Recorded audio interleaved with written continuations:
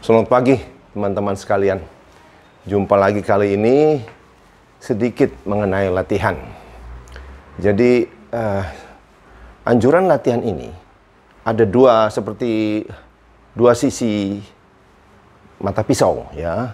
Kalau untuk orang awam yang belum latihan, saya mendorong untuk latihan. Tetapi buat teman-teman yang sudah merasa latihan sudah lama, saya justru ingin mengerem, membatasi, karena kurang tidak baik, berlebihan juga tidak baik. Maka marilah kita lihat kriteria-kriteria yang dipakai ya. Menurut American College of Sports Medicine, ACSM, minimal, kita bicara minimal dulu, minimal seseorang itu harus melakukan dua macam latihan, yaitu aerobik dan latihan resistance training, strength training, untuk menjaga supaya ototnya tidak susut.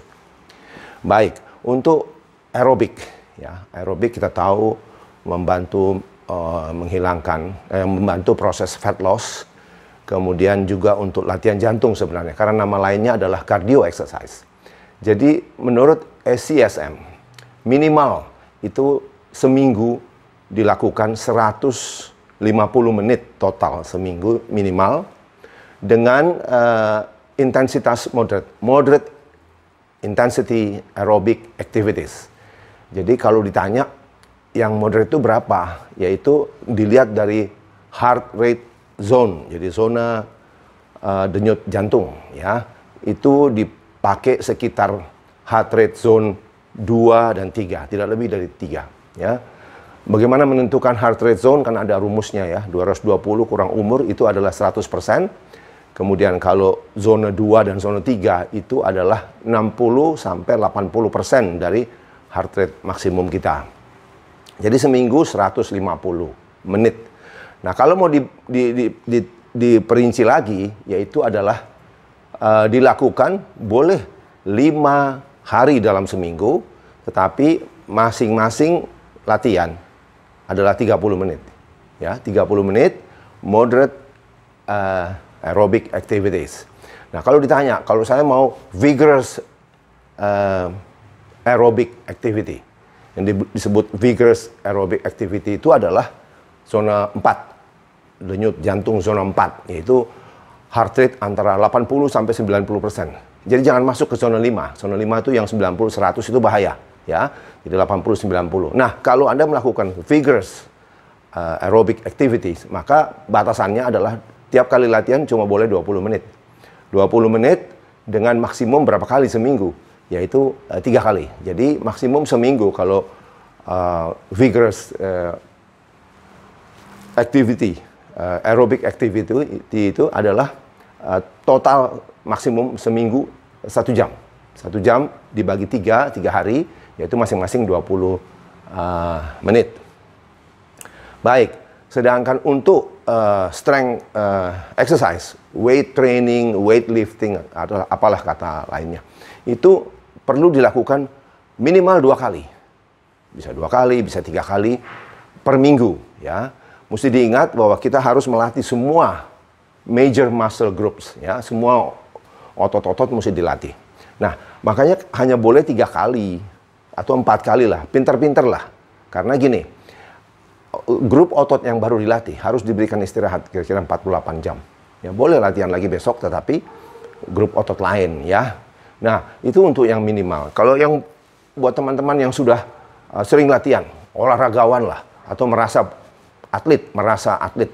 Padahal kebanyakan dari kita, ingat ya, kebanyakan dari kita itu sebenarnya bukan atlet, tapi adalah weekend warrior, terutama weekend lah, Sabtu Minggu latihan ya.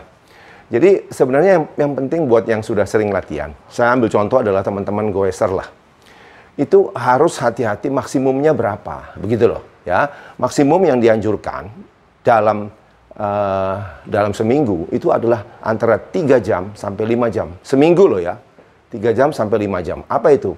Yang 3 jam itu adalah kalau kita vigorous aerobic activity. Jadi kalau total 3 jam seminggu kita sepedahan misalnya, itu dengan heart rate zone rata-rata di zona 4 ya, 80 sampai 90% maksimum.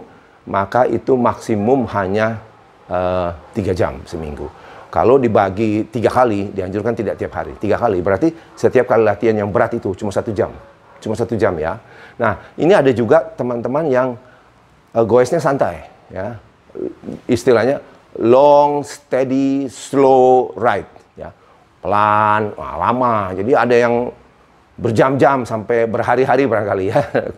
Ekstrimnya. Tetapi ada batasan juga. Kalau yang long, steady, slow ride, itu maksimumnya cuma 5 jam per minggu.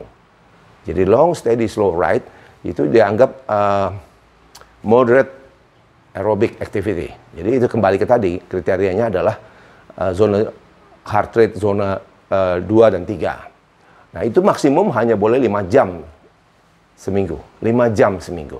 Jadi kalau kita bilang moderate aerobic activity itu boleh 5 hari, makanya setiap kali latihan itu juga cuma 1 jam. 1 jam, jangan lebih. Karena gini, karena kalau kita berlebihan itu tidak baik. Dalam kaitan dengan vitamin D. Kalau kita kurang latihan, vitamin D juga kurang. Jadi waktu kita latihan, dalam batasan yang optimal tadi yang saya sudah sebut, itu bisa meningkatkan kadar vitamin D kita. Vitamin D penting untuk repair otot, untuk metabolisme otot kita. Ya. Tetapi kalau kita berlebihan, batasannya tadi, yaitu seminggu di atas 3-5 jam, ya, 5 jam untuk yang zona 2-3, kalau 3 jam itu untuk zona 4, kalau kita di atas itu, maka vitamin D kita tidak naik lagi, malah turun. Ya. Seperti semua hal dalam medis kan, kurang tidak baik, berlebihan juga tidak baik. Nah, yang perlu diingat, setiap kali kita latihan, itu kita mengeluarkan dalam tubuh kita endorfin. Itu adalah seperti morfin, tapi dari badan kita sendiri. Nah, morfin ini membuat kita merasa istilahnya in the zone, atau rasa enak. Jadi ketagihan, makanya ada addiction. Makanya tolong itu dijaga, jangan sampai Anda addicted.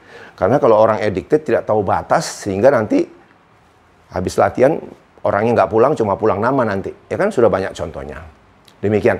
Dan ada juga hal ekstrim yang katakanlah, pada saat kita latihan, sepeda gitu, 3 jam, lebih dari 3 jam. Kalau lebih dari 3 jam, tentu hormon stres kita meningkat. Itu hormon apa? Kortisol. Dengan segala efek samping yang buruk. Ya. Kalau mau bicara kortisol, bukan di sini tempatnya, nanti saya bicara di video lain. Pokoknya kalau di atas 3 jam, hampir semua orang kortisolnya naik. Sudah, itu hormon stres. Kortisol. Lihat efek sampingnya yang jelek, Google sendiri bisa lihat. Ya. Jadi itu peringatan saya, cuma kita tujuan olahraga tentunya adalah untuk sehat. Tapi kebanyakan kalau kita sudah sering olahraga karena ada faktor endorfin, itu menyebabkan kita ketagihan. Sehingga berlebihan jadinya. Bahaya. Ingat, olahraga itu memang mesti ada fun-nya, tapi yang paling penting adalah tujuannya untuk kesehatan.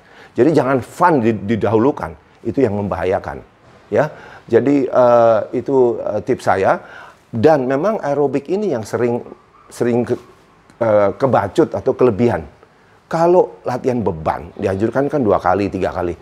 Kalau kita mau lebih lama, lebih sering, nggak kuat kita biasanya. Karena otot kita akan masih pegel-pegel, masih linu-linu, nggak mungkin ya.